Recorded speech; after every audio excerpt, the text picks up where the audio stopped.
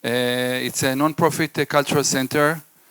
This building is a combination of part of a private school here in Haifa, which is called Reali School, which is one of my partners. I'm an NGO, but this is one of my partners.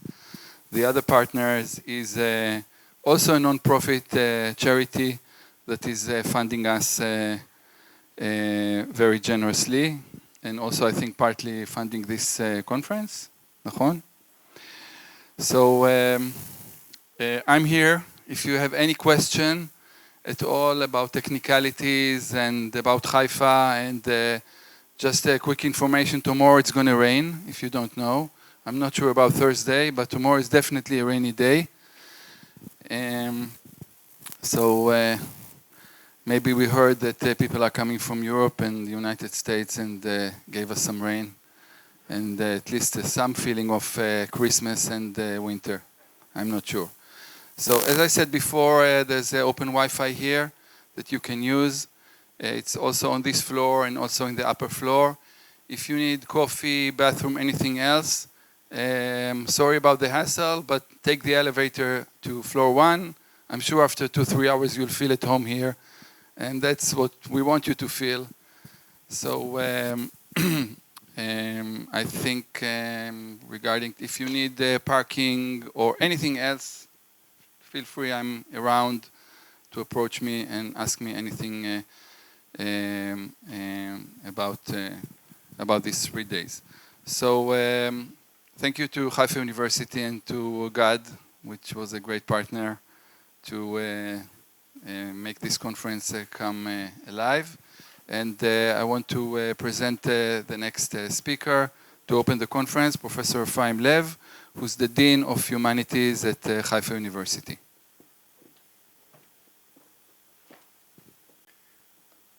Hi, good morning. I'm very happy to be here. My name is Professor Ephraim Lev. I'm Dean of Humanities. I'm historian and biologist. I'm doing history of medicine and pharmacology. And I'm happy and still excited every time I see a conference hall full of people, real people, scholars from various universities around the world and Israel. The concept of real academic meeting is back. And I'm sure that you are happy to be part of it. Opening ceremonies of this kind and greeting its participant is one of the pleasant duties of a dean. And at this time of the year, one is continually called upon to fulfill this duty. Well, let us start with many thanks to the organizers of the conference for the invitation to open this important and interesting conference, and for our host, Hadarim and Dani. Moreover, I wish to thank each one of the speakers for taking part of this event. The quality and caliber of speakers here is outstanding. This conference, entitled Yehovism Under the Achaemenid Empire, is dedicated to the memory of late Professor Shaul Shaked, whose scholarship and research has impacted the work of everyone sitting here in one way or another. I wish to thank members of his family, his students and colleagues for the intimate sharing of memories they are about to share with us. This 3-day international gathering stands out in its interdisciplinary approach. It brings together leading scholars from the US, Europe, and Israel. It covers a geographical area from Iran to Egypt and studies Yehovism not only in the Judean forms, but also in Samaria, Egypt, Idumea, and Babylonia. It brings together experts in various fields such as scholars of Achaemenid history, culture and religion, historian of the ancient Near East, archaeologists, biblical scholars, and Semitics. It seeks to provide a truly holistic view of Yehovists and the milieu they lived in its full richness. Our hope is that the conference will be catalyst to deepening our knowledge and understanding of the process that impacted lives and worldview of the Yehovist early Jews during the formative era. It is also hoped that this wide-angle view will help us shed a light on our own times as well. Well, I'm here only for greetings, and in any case, the University of Haifa in general and the Faculty of Humanities in particular are very happy to host this workshop. You'll have to believe me that a few, if any, of the many important greeting ceremonies in which I have participated and will participate this year is so diverse, interesting, and unique.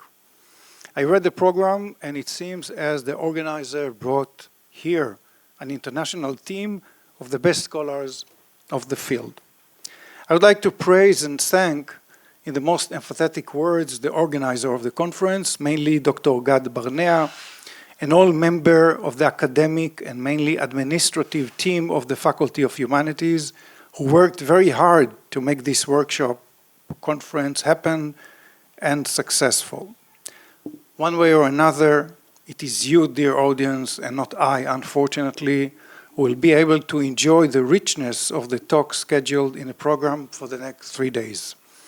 On behalf of the University of Haifa and especially Faculty of Humanities, I wish you all a fruitful conference and very enlightening discussions. Thank you.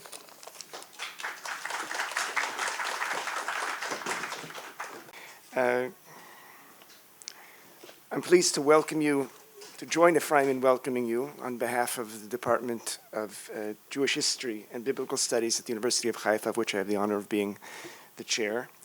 I'm new at the job, so I'm also new at giving these introductory welcoming addresses to all of you.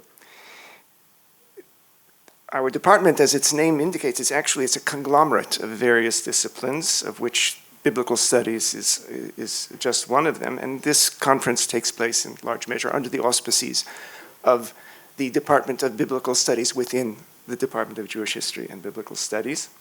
And I'd like to make special mention, just as Ephraim did, of the contribution of Dr. Gad Barnea, a research fellow in the department who initiated the project and who has seen it through to fruition.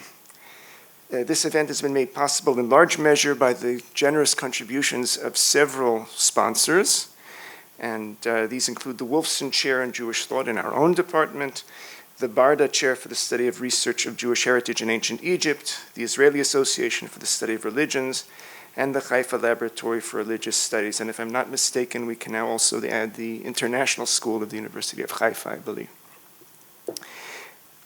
I think it's worthwhile to note the significance of the conference in the broader context of the evolution of scholarship concerning the history of Judaism under Persian rule in the early Second Temple period, and including the pioneering contributions made over a generation by several of those sitting here in this conference at the moment. As historians, we tend often, unfortunately, inadvertently, to be dismissive of the significance of chapters in history which are less well documented, and the history of the Achaemenid rule is no exception to that. But as Leopold Ranke famously warned, all generations of humanity appear equal before God, and that also is the way that we as historians should relate to these periods. This is often, thank you. That's often easier said than done, to relate with equal attention and conviction to those periods that are less well documented. And so the study of this period has also been, that's been true of the study of this period. And yet, thanks to the continuing study of Egyptian papyri, the contributions of archaeologists, new questions being asked and raised in biblical scholarship and other disciplines, thanks to all of those, progress continues to be made, and this conference will no doubt be collectively an occasion to stimulate and promote the further progress in all of those fields. Finally, I'd like to note that we're in the midst of the Hanukkah festival. I wish I could conjure up a very clever homiletical link this occasion to somehow connect it to the conference, but unfortunately I can't. I tried, but I can't. The author of First Maccabees is actually, he says very explicitly in the first verse of chapter 1 of the book of Maccabees, he makes a point of noting that Alexander the Great smote Darius, king of the Persians and Medes, becoming king of the Hellenistic Empire in his place, and that is how all of the trouble began. So that leaves very little room for me to try and now introduce the Achaemenid period into Hanukkah. Christmas is also just around the corner, and what may be more relevant to the conference, most relevant, is that tonight or tomorrow night, I'm not sure, Zoroastrians will be celebrating Shabbat Yalda on the occasion of the winter solstice, which, incidentally, vaguely it could be argued actually connects all of these three holidays. So whether you choose to celebrate any or all or none of these festivals, I thank you for being here. I wish you a fruitful and a thought-provoking conference, and I also have to apologize because in a moment I have to leave to go back to the university where I have to address for Hanukkah BA students in our department. But I will be back here at 11:30 because I've also been assigned the task of chairing a session at 11:30, so I will see you then. So till then, I wish you a fruitful and enjoyable, a productive conference, and thank you very much. So, sorry for the slight technical difficulties. Good morning. My name is Idit. I'm Shaul's daughter, and during the last year, I've had several occasions since he passed away to share thoughts and emotions with audiences of colleagues and friends in various academic occasions. And this time, God suggested that I show and share some photos. So I thought, okay, I don't need to talk, I'll just show the photos. But it turns out that I have to say a few words.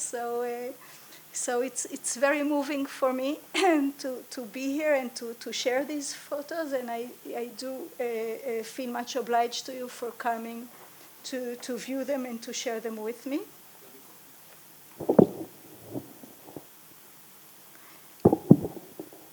So one of the exciting things about this is that my father was himself from Haifa. He grew up here in this city. He came with his family from Hungary, from Debrecen, to Haifa in 1934 when he was just 1 year old. And at first they settled in the lower city near the port. And as things got better financially for them, for the family, they gradually climbed up the Carmel. And several years ago, when he celebrated his 85th birthday, he took us on a roots tour to see Haifa and several of the significant places in his life. And unfortunately, I don't remember most of the addresses, but I do know, or he said he didn't remember exactly where the first house was. It was a few rooms they rented with an Arab family near the port in the lower city. And then they moved to somewhere midway on the mountain, which I understand is, he showed us, is not far from where the original site of Reali School was. I think maybe it's Klausner Street. Is it possible? I'm not sure. I got it. I didn't write it down at the time, and now I can't quite be sure of my recollections. And finally, they moved up, and the house where I visited my grandparents is Sderot HaNassi. And driving here today, I felt very moved by recollecting. It's true that the Waze took me through Kvish 6, but when we did join Kvish Achov, the road by the beach, and I remembered we used to spend all our summers here and be very excited to see the sea and to see the אף על פי כן, the מעפילים, ספינת המעפילים, and so on. So, wow, So here are the photos. We didn't have any photos of my father's childhood until very recently, when his brother passed away a few weeks after he did himself.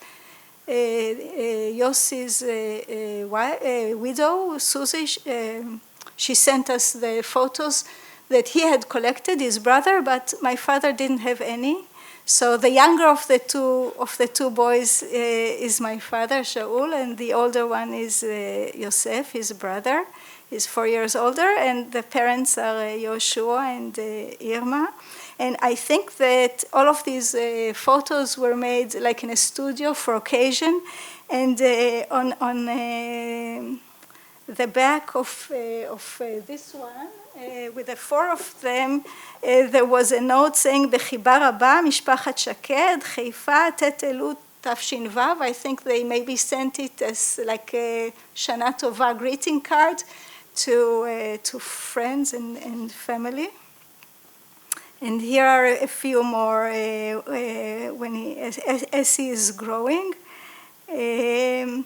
So coming from a religious family, he spent a year in yeshiva in Kfar HaRo'eh, which he liked a lot. But afterwards, his mother thought he should get some real education, and he studied here in Hareali. And this is the end of school photograph, and I marked his his image in red. Afterwards, he continued with the Arabic studies he had started in high school with Meir Kister to study Arabic as part of his military service, where he became an intelligence officer. And this is from finishing finishing that part of his course. And afterwards he studied. I didn't find many photos from his student years, and I'm not even sure when and where this one is taken, but it looks very student-like. When he finished his BA, he got a scholarship to study in London, and there he also redirected himself to Persian, after having come with Arabic there, and he spent 6 years there. My mother, Miriam, joined him there, and there they got married in a very small wedding. I think only the rabbi and 2 witnesses were there. And they spent several years there in London. And again, I don't know when exactly this photo was taken, how old exactly they are, but and I know also that they had a honeymoon in Andalusia in Spain, and I think this is a photo from there. Getting back to Israel, he was already offered the first job in Jerusalem, and they already came with their first child, which is myself, and here they are in Kiryat Chaim, where my mother's parents lived with myself, and also my baby brother Yoni, and afterwards with my baby sister Michi. And I didn't find many pictures of him as a father. There are thousands of pictures of us as little children, but most of them were taken by him, so there was nobody to take his photo. But from this small selection I found, you can see how caring he was, how loving he was, and how much fun we had with him. He always found ways to make things jolly and fun. And in this photo, I don't know if you can see it with the lights, but I think it's for Purim. He painted a beard for himself, and he played with us a lot. He would come late in the evening because he worked all day, but in the evening he always told us stories and played. He loved traveling, and out of, again, hundreds of photos from all over the world, I selected just two of himself with my mother, Miriam. But I think really that there are very few corners on this planet that they haven't visited. These ones are in India and in Krakow in Poland. And I felt I have to show something of him working. So this one is in Mount Scopus and in his library at home, and in the National Academy. I think this is on the occasion where they celebrated his reaching 80. And back to family life, he saw us all get married, and so these are photos with each of us, Michi and myself and Yoni, as we were wed. And here is his first granddaughter, Naama, and a selection of other photos with granddaughters. My parents have only granddaughters, no males, and 7 of them. And as you can see here, he puts a sweater on. He played around with the girls as well, and he wrote stories for them, and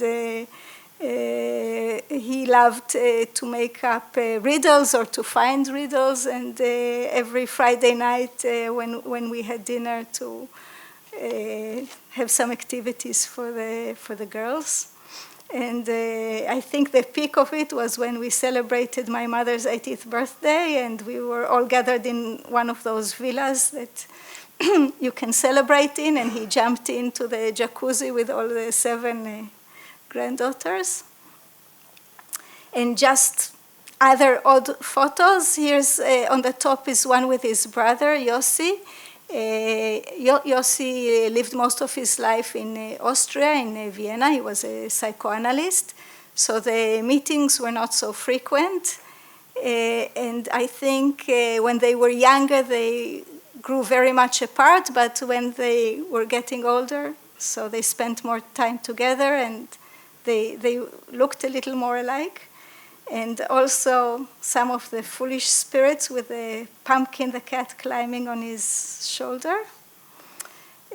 Among his duties was that he represented the Israeli Academy of Sciences in the union of the International Union of Academies of Science, and he was the chairperson of that establishment for several years.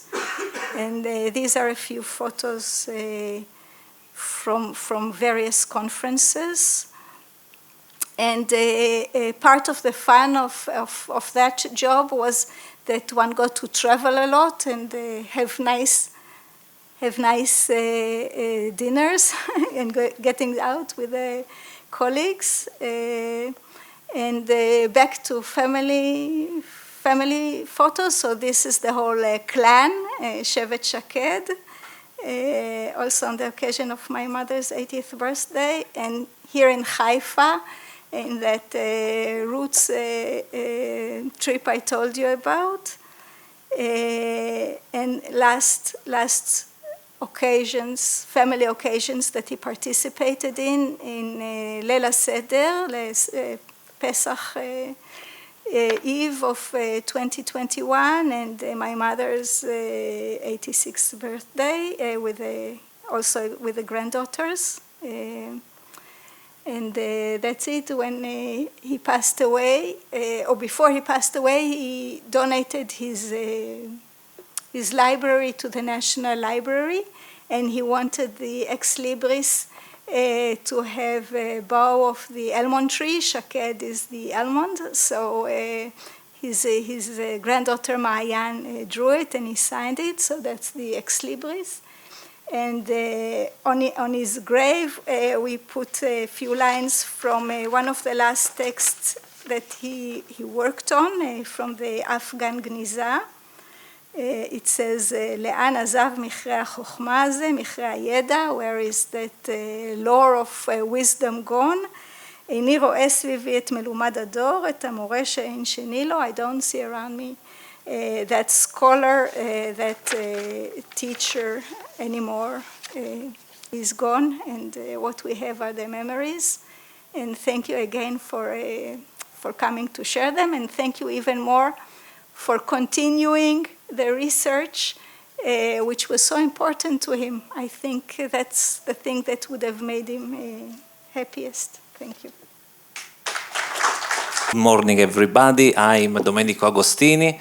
I'm Associate Professor of Ancient History at Tel Aviv University. I'm here because 12 years ago, Professor Shaked invited me to Israel to work with him for 1 year, but I enjoyed so much to work with him that I'm here now, and I'm happy to talk about this incredible scholar and gentleman.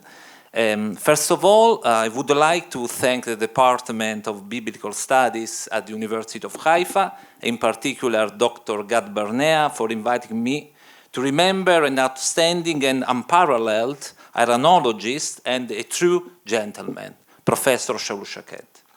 Shaul was a mine of original, innovative, and decisive ideas that still remain cornerstones of modern scholarship. They had an extraordinary impact to elucidate many questions, such as, to quote just some of them, the definition of the birth and the development of the Zoroastrian orthodoxy in late antiquity, the Iranian influence on Judaism, the conceptualization of the individual and universal eschatology, and the definition of the Zoroastrian philosophical and theological concepts of Menog and Getig, that is, respectively, the spiritual and intangible world and the material and tangible one. But of course, Shaul has been an all-round scholar with an unrivaled linguistic and philological background. Pre-Islamic Iranian languages, Persian, Judo-Persian, and several Semitic languages. His legacy will influence generations of scholars forever and ever. But today, let me know to say some short stories about the gentleman, about the persona per bene, how we say in Italian, who had the privilege to know. I'm not exaggerating when I say I owe everything to Shaul. He gave me a great chance by calling me to work with him on the Middle Persian Dictionary project about, as I said before, 12 years ago. Shaul's home has been, and he will remain, to me, a secure, a friendly harbor when I felt alone and lost.